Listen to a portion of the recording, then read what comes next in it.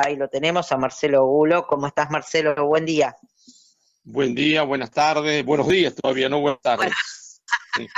bueno, casi, ¿Eh? casi, depende. Estamos ahí, estamos a poquitos minutos de finalizar el programa. Quería contarnos, quería que nos cuentes rápidamente tu visión de todo lo que internacionalmente puede estar afectando a nuestro país hoy y, Sí. por supuesto, sucintamente tu visión con respecto a lo que lo que ha sucedido, porque todavía veo que no hay datos finales, no sé si vos los tenés, de la elección de Estados Unidos.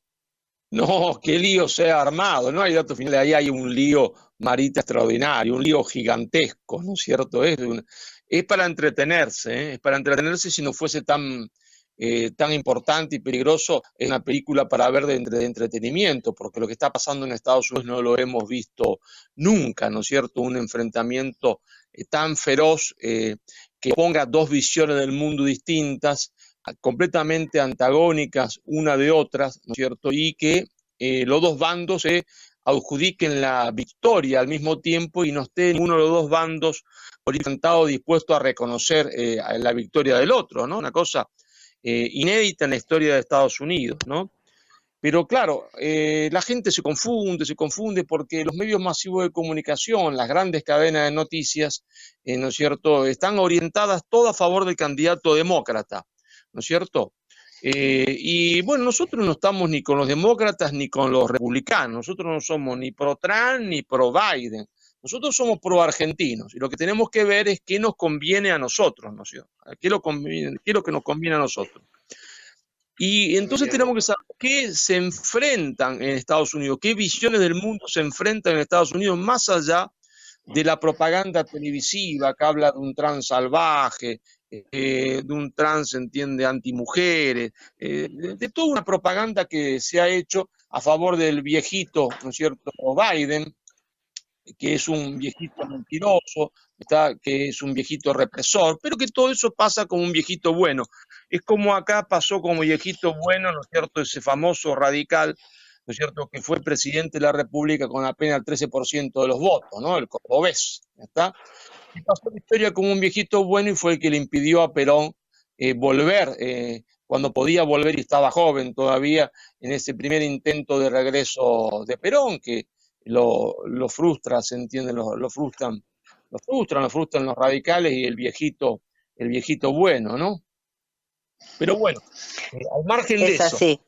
¿qué es lo que se Ujú. enfrentan en Estados Unidos? Se enfrentan dos visiones del mundo distintas, culturalmente distintas, eh, y dos visiones económicas. Y ahí es donde nosotros tenemos que hacer mucho hincapié, porque nosotros, los países periféricos, la Argentina en particular, la única forma que tenemos de salir de esta miseria en la cual nos encontramos es a partir de un proyecto industrializador.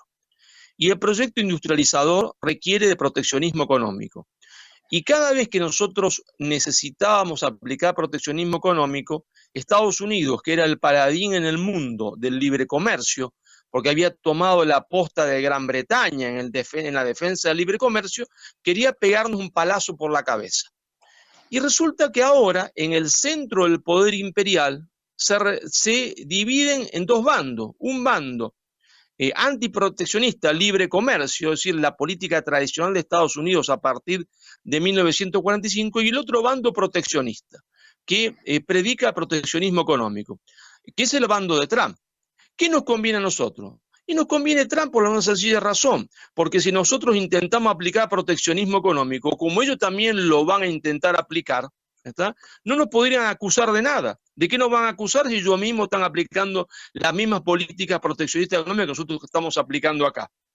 Desde ese punto de vista absolutamente pragmático, que a la mayoría de los intelectuales argentinos se les pasa por alto, porque no piensan en clave nacional, ¿está?, a nosotros nos conviene evidentemente el triunfo de Trump, porque nos posibilitaría aplicar una política de protección a la industria. A nosotros no nos interesa vender limoncitos, ¿está? No, y vender soja sí nos interesa, pero con eso vive el 10% de la población. A nosotros nos interesa un proyecto industrial, porque sin industria no hay trabajo. Sin industria no hay trabajo y sin trabajo no hay democracia. Y un proyecto industrial solo se construye a partir del proteccionismo económico. Entonces, si allá van a hacer proteccionismo económico, no tienen excusa ¿no es cierto?, para criticarnos a nosotros. Ahora, si gana el viejito bueno, está el viejito bueno entre comillas, ese viejito bueno quiere aplicar libre comercio en todas partes del mundo, obligar a la apertura de todos los mercados en todas partes del mundo. Y a nosotros eso no nos conviene. Porque el día que tengamos un gobierno de un nuevo nacional en Argentina, decidido realmente a la industrialización, tiene que comenzar haciendo proteccionismo económico. No hay otra manera. No la hubo nunca ni la habrá. Bueno, desde ese punto de vista, a nosotros nos conviene la victoria de Trump y no de Biden, no porque seamos pro-Trump ni pro-Biden, porque nosotros somos pro-argentinos y no intervenimos ni tenemos que ir a votar en las elecciones norteamericanas. Tal cual, sí, la verdad que uno no lo puede, yo por lo menos no puedo entender que ayer yo escuchaba que había periodistas de medios hegemónicos, obviamente, que estaban fascinados conseguir esta elección con un interés que a veces no lo ves ni siquiera con las nuestras, que decide el destino de todos los argentinos. Claro, es decir, nosotros tenemos que mirarlo con ojos propios, ¿está? Eso es lo que tenemos que hacer. Lógicamente, ¿Hola? Sí, te estoy escuchando. Creí que se había cortado la comunicación. No. Lógicamente, la importancia de esas elecciones en el todavía el principal país del mundo, junto con China, ¿no es cierto?, afecta a todo el mundo. Imagínate vos que lo que pasa en China, lo que pasa en Estados Unidos, ahí eso tiene repercusiones mundiales. Lo que nos pasa a nosotros nos repercute en el mundo. Lo que le pasa incluso a Francia, la verdad, de la milanesa es esa. Francia es una potencia ahora de segunda categoría. Lo mismo que de tercera categoría es Inglaterra. Alemania pisa la primera, pero no está en la primera. Entonces, lo que le pasa a Francia no pasa nada en el mundo, no le interesa a nadie. Ahora, si hay desestabilización en China, o desestabilización en Estados Unidos, o la línea política que se oriente en China, o la línea política que se oriente en Estados Unidos, tienen influencias mundiales. Son los dos grandes potencias del mundo hoy. ¿Está? Nosotros seguimos con interés desde ese punto de vista, pero siempre con ojos argentinos, con ojos nacionales, no metiéndonos en la elección como si nosotros fuésemos norteamericanos. No, nosotros somos argentinos. Y decimos, bueno, de todos contrincantes, ¿qué es lo que más nos conviene al interés nacional argentino? No a la ideología que me gusta a mí, porque soy progresista y me gustan los pañuelos verdes, o porque soy celeste. No. ¿Qué nos conviene a nosotros desde el punto de vista de nuestro interés nacional? Esa es nuestra única pregunta, que es la pregunta que no se hace ningún periodista, que no se hace ningún político y que no se hace el presidente de la nación, porque tiene un presidente de la nación que tiene ideología en la cabeza, no tiene interés nacional, no tiene, se entiende, en la cabeza, está marcada, la cabeza marcada a fuego por una sola pregunta que hay que hacerse cuando uno es presidente, ¿qué es lo que le conviene a los argentinos? Está desde el punto de vista pragmático absoluto, ¿qué es lo que conviene para que haya un pueblo feliz y una patria grande, ¿no?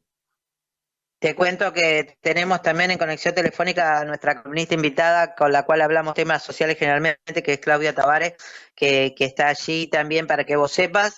No sé si, Claudia, te interesa aquí, aprovechalo. Nos quedan 5 minutos de programa, aprovechalo si querés para alguna consulta internacional. Estábamos, te cuento, hablando de lo que ha sucedido, lo que está sucediendo en Estados Unidos, y algunas de las cuestiones que me gustaría, Marcelo, que nos cuentes con respecto a toda esta mirada internacional hacia la Argentina, ¿no?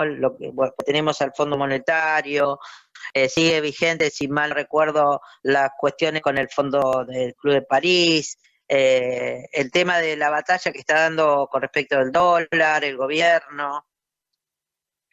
Mira, el escenario internacional depende, ¿no es cierto?, de las elecciones en los Estados Unidos de Norteamérica. Eso para bien o para mal, decide gran parte de nuestro margen de maniobra, lo que podemos hacer si es que somos suficientemente capaces, ¿no es cierto?, de interpretar correctamente, sea la victoria de uno, sea la victoria de otro, porque las dos victorias nos condicionan de forma muy importante. Las dos victorias nos condicionan de forma muy importante.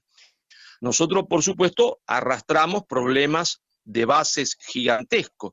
El problema de base gigantesco nuestro, que yo diría que es el problema fundamental de la Argentina, es el problema de la deuda externa. Recordemos que la deuda externa se origina, está fundamentalmente a partir del derrocamiento del gobierno constitucional de Isabel Martínez de Perón. Porque cuando el gobierno constitucional de Isabel Martínez Perón cae, se discute entre 4.000 y 5.000 millones de dólares de deuda externa. Supongamos 5.000, supongamos 4.000, da lo mismo.